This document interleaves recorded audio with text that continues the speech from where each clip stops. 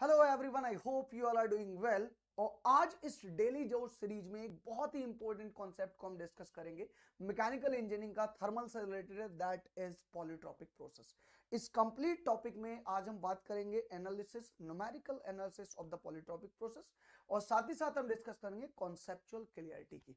Most of the student को ये doubt होता है, एक तो न्यूमेरिकल कैसे सॉल्व करेंगे हम पॉलीट्रॉपिक प्रोसेस को, और साथ ही साथ अगर कोई कंप्रेशन या फिर एक्सपेंशन प्रोसेस होता है पॉलीट्रॉपिक प्रोसेस में, तो it will be the heat supply process और the heat rejection process. So one by one let's start the topic. आज का जो टॉपिक है that is analysis of polytropic process. Generally in general अगर हम बात करने आए तो पॉलीट्रॉपिक प्रोसेस या तो कंप्रेशन हो सकता है या फिर एक्सपेंशन हो सकता है। सो अगर यहां पे एक सिंपल एग्जांपल से समझे, this is PV raise to 1/2 और this is PV raise to 1/6। So एक यहां पे एग्जांपल लेते हैं हम किसका, कंप्रेशन का। And in the same way अगर जब हम बात करने आएंगे एक्सपेंशन की, then all the thing can be explain in the same concept. Compression process की यहां पे बात कर रहे हैं क्योंकि सर वॉल्यूम कंप्रेस होता है इन दीज टू प्रोसेस। अब आप सबसे पहले ये समझेंगे कि पॉलीट्रॉपिक प्रोसेस कब हो सकता है। जनरली हमको पता है what is the adiabatic process. अगर एयर की बात करते हैं तो एयर के लिए when PV raise to 1/4 is equal to constant, then this will be the adiabatic process. जिसमें अगर हम टीएस डायग्राम की बात करने आए तो डेफिनेटली टेम्परेचर तो इंक्रीज या डिक्रीज होगा, but in this case entropy will be constant. तो ये बहुत सारे क्वेश्चन अब यहां से राइज हो सकते हैं इस पॉलीट्रॉपिक प्रोसेस में। फॉर एग्जांपल अगर ये 1 to 2 आपका पॉलीट्रॉपिक प्रोसेस है, जिसको मैं लिखता हूं PV raise to 1.2 is equal to constant. Similarly at the same time my dear friend, अगर PV raise to 1.6 is equal to C, ये अगर आप देखने आओ तो ये दोनों ही पॉलीट्रॉपिक प्रोसेस है। अब कितने क्वेश्चन यहां पे आ सकते हैं, what is the work done, ये जनरली हर इंजीनियर को पता है वर्क डन की वैल्यू क्या होती है इसमें। What is the numerical value of the heat supply, specific heat की वैल्यू क्या होगी, किस प्रोसेस में टेम्परेचर कम होगा या बढ़ेगा, किस प्रोसेस में एंट्रोपी कम होगी या बढ़ेगी, किस प्रोसेस में इंटरनल एनर्जी कम होती है या बढ़ती है, या फिर किस प्रोसेस में हीट सप्लाई होती है या रिजेक्ट होती है। तो बहुत सारे क्वेश्चन एक सिंपल सिंपल प्रॉब्लम को देके पूछे जा सकते हैं, इनमें से कोई भी। जैसे कई बार ये क्वेश्चन पूछा गया है कि इसका सही टीएस डायग्राम क्या है। जनरली जो मोस्ट एक्सपेक्टेड आपके ऑप्शन हो सकते हैं उनमें से दो ऑप्शन लिए हैं, और इन कंप्लीट एक्सप्लेनेशन को देख के, इन कंप्लीट एनालिसिस को देख के you will be able to understand what will be the right diagram of this PV diagram. तो यहां पे हम कंप्रेशन प्रोसेस से टॉपिक को स्टार्ट करते हैं कि एक प्रोसेस में हम देखें पॉलीट्रॉपिक में तो n की वैल्यू लेस देन गामा है, लाइक दिस। एंड सेकंड में अगर हम देखते हैं तो n की वैल्यू ग्रेटर देन गामा है, but both process are the best example of polytropic process. अब थोड़ा सा पहले न्यूमेरिकल पॉइंट ऑफ व्यू से बात कर लेते हैं।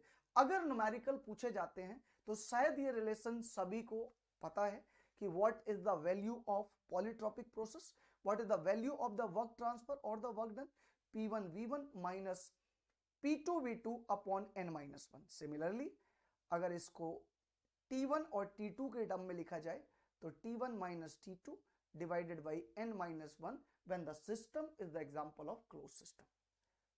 PVT relation are given like this। Now अब हीट सप्लाई की अगर हम बात करते हैं तो इन मेन कॉन्सेप्ट से आप समझ सकते हो कि heat will be supply in this system और heat will be rejected in this system. First of all वापस आते हैं, let's see what will be the amount of the work done.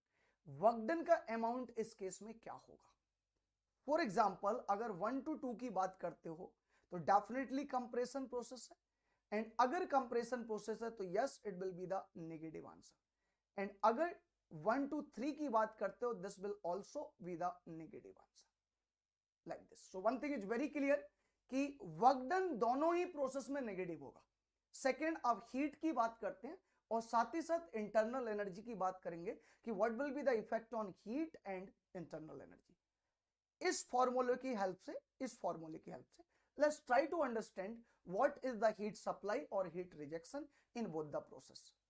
First of all, let's try to discuss what is the heat supply in process 1 to 2 my dear, जिसमें 1 to 2 कौन सा process था, जिसमें n की value 1.2 थी और gamma की जो वैल्यू होती है that is equal to 1.4।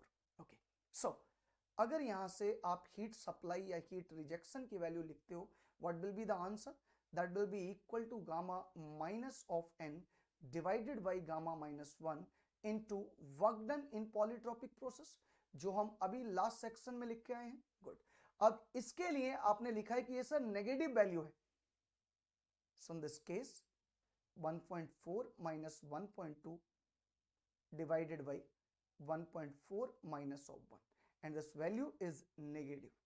So, or thus let me write negative W. W polytropic की कांस्टेंट वैल्यू मैंने ले ली है, that is minus W. Okay, substitute किया यहाँ पे value, and after that what we are finding the value of the heat supply in 1 to 2 process, it will be equal to 0.2 divided by 0.4 into minus of W. What is the answer? It is minus W by 2. What is the meaning of it? It means जितना work होता है इस process में, जितना भी इस process में work किया जाता है एक सिस्टम पे, उसका हाफ हीट रिजेक्ट हो जाती है. Like work is done on the system, W work किया जाता है सिस्टम पे, that is the reason it is negative. Definitely उसका हाफ अमाउंट से हीट रिजेक्ट हो जाती है, like this. So the point is this, total W is done on the system, total W work किया गया, and after that heat is rejecting with this. तो again जो आपका W/2 बचा, what exactly it is doing? It is going to increase the internal energy of the system. So what meaning you are getting from here कि ये जो 1 to 2 process था जिसमें polytropic process होने के बाद में n की वैल्यू लेस देन गामा थी, so in general in this compression process we can simply say कि sir work is done on the system, heat is rejected from the system, plus internal energy of the system is increase होती है.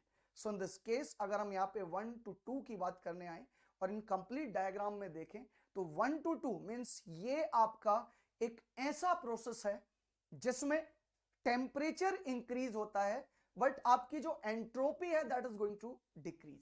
Entropy decrease होती है 1 to 2 में, and जो आपका temperature है वो इंक्रीज होता है, like this. So temperature is increasing and your heat is rejecting, that's why entropy of the system is decreasing. तो यहाँ पे जो एंट्रोपी का रिलेशन है वो हीट से है, हीट को रिलेट करता है, और जो टेम्परेचर है वो इंटरनल एनर्जी को रिलेट कर रहा है. अभी तक यहाँ पे एक और इसके हेल्प से हम देखते हैं what will be the answer of 1 to 3. 1 to 3, 1 से 3 प्रोसेस की अगर हम बात करते हैं, प्रोसेस 1 to 3 की बात करते हैं जिसमें n की वैल्यू ग्रेटर देन गामा थी, like 1.6. Then let's see what will be the answer. Heat supply in 1 to 3 or rejection, it will be equal to 1.4 minus 1.6 divided by 1.4 minus of 1.2. So in this case, what will be the value? This is already we have written minus W, एक constant value की जो बात कर रहे हैं. So this is minus 0.2 divided by how much? 0.4 into minus W. What we are getting? This is plus W by 2. So in this case, that is the heat supply. क्या result निकल के आता है? जो 1 to 3 प्रोसेस में आप process conduct करने जा रहे हो, if it is the question of the heat supply, my dear, then W is done on the system. Heat is supplied to the system of magnitude W by 2.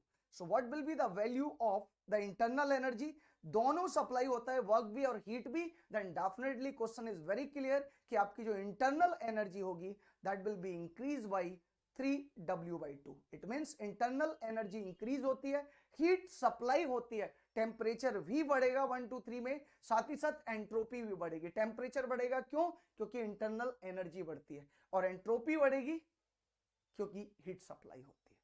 So what will be the answer in this case?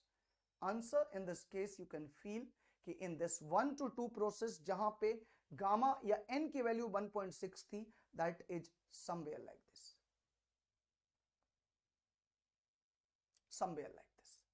Now एक question और ऐसा आना चाहिए आपके mind में, आ रहा होगा शायद, कि सर दोनों में ही वर्क डन कंप्रेशन है, कंप्रेसिव प्रोसेस है हमारा, देन एक में हीट सप्लाई और एक में हीट रिजेक्ट क्यों होता है?